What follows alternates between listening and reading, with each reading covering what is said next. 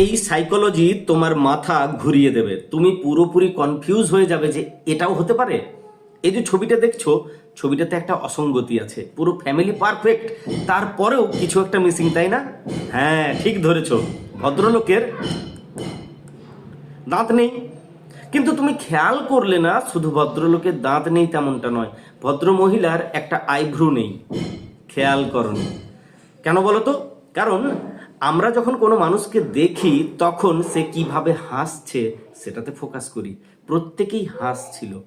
রিলেশনশিপে এখান থেকেই একটা ম্যাজিক তৈরি করা যায়। বলে না, হেসে পরে কারো মন জয় করে নেওয়া। তাই হাসিটা কাদের ভালো বলো তো? যাদের দাঁতগুলো ক্লিন, স্বচ্ছ, তাদের হাসিটা অনেক পারফেক্ট দেখায়।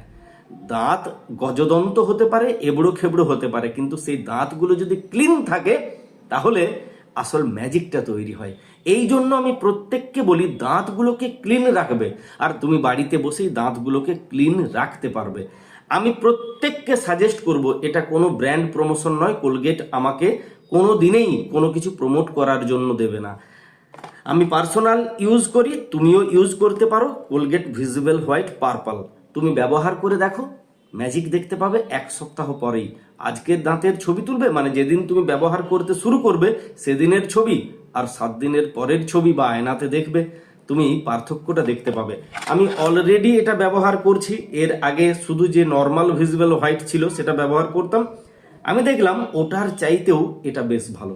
যেহেতু আমি চা কফি বেশি খাই, তাই আমার দাঁতে দাগ তৈরি হয়ে যায়।